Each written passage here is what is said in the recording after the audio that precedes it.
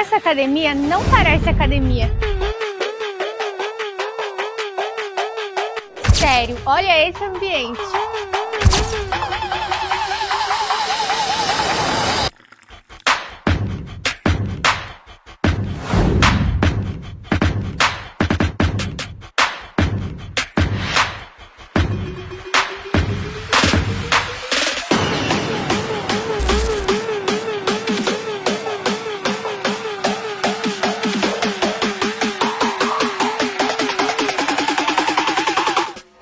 Uma das coisas que mais me chamou a atenção foi a atenção dos professores. Eles estão sempre por perto para ajudar.